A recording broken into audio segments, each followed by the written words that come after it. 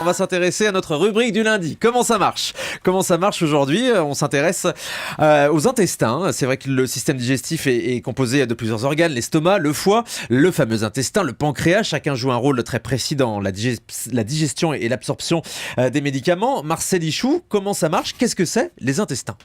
Alors, je me permets de relever un truc, pas simplement des médicaments, des aliments avant tout. J'ai dit des médicaments, oui, je voulais dire évidemment des aliments. Ça voilà, c'est des connexions qui sont pas en place le lundi matin. Alors, avant tout, ça sert effectivement à assimiler de l'énergie.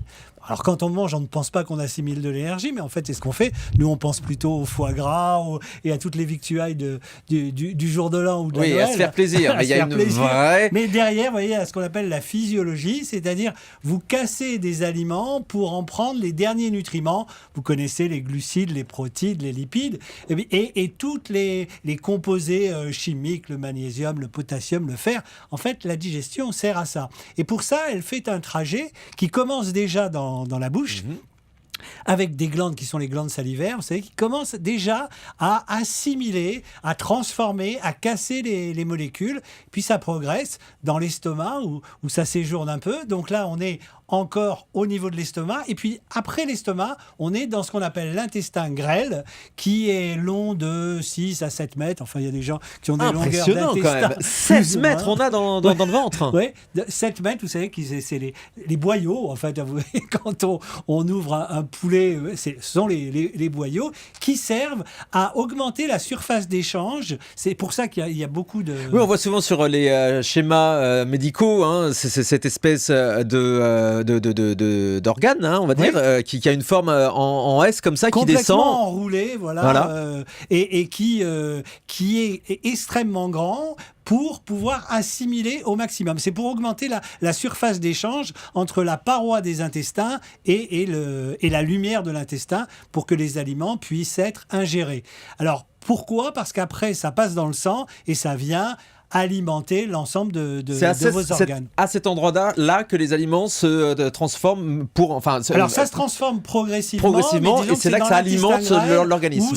Ça s'assimile le plus au niveau de l'intestin grêle. C'est bien fait. C'est pas mal fait, oui. Globalement, c'est pas mal fait. Enfin, il y en a chez qui c'est il y a des petits dysfonctionnements, on va le voir dans un instant. Alors, il y a des dysfonctionnements, mais je voulais dire qu'après l'intestin grêle, vous avez ce qu'on appelle le gros intestin, qui est composé d'un intestin ascendant, le côlon ascendant, qui est à droite. Vous voyez, je suis obligé de réfléchir parce que qui est à droite. Le côlon transverse qui vous barre complètement la poitrine et le côlon descendant qui finit par le cæcum et l'anus. Donc ça, c'est le gros intestin. Ouais. Alors, chaque partie de cet intestin peut être la cause de problèmes. Et vous savez qu'on appelle, et ça fera plaisir à notre ami Stéphane Clerget, l'intestin le deuxième cerveau. Parce qu'il est en connexion avec le cerveau qui déclenche des substances.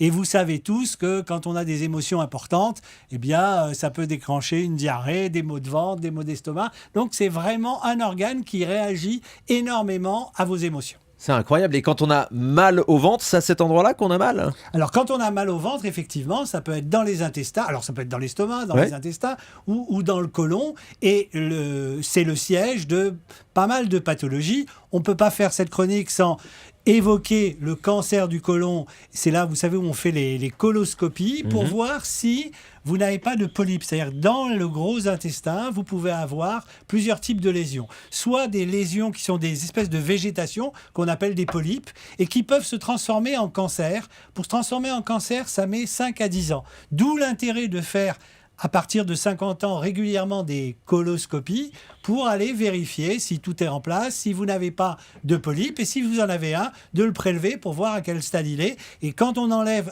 un cancer débutant à ce niveau-là, on est relativement tranquille. Il suffit après de surveiller, mais on n'a pas les risques de débordement et de complications d'évolution en cancer beaucoup plus agressifs. Question bête, c'est pas douloureux la coloscopie, Marcel Ichou? Absolument pas, parce que d'abord, la plupart du temps, enfin tout le temps, on vous endort, c'est-à-dire une anesthésie très très légère ou un décontractant qui fait que vous ne sentez strictement rien. Le seul inconvénient de la coloscopie, si je puis dire, c'est qu'il faut boire la veille 1 à 2 litres d'un produit qui n'est pas très agréable pour nettoyer l'intestin, puisqu'il faut vider de tous les Ah oui, que ce excréments soit vide, pour qu'on voit bien, pour qu'on évidemment. puisse voir. Alors, on a d'autres moyens aussi d'aller voir l'intestin, mais on a des scanners, évidemment. On a même des capsules. On peut ingérer une capsule, et cette capsule est munie d'une caméra, et on bon voit tout le voyage. Elle prend des photos Elle prend c'est une génial. vidéo. Le seul problème, c'est que si vous avez un polype, vous ne pouvez pas le retirer. Donc, on préfère faire une coloscopie parce que ça permet de faire le prélèvement.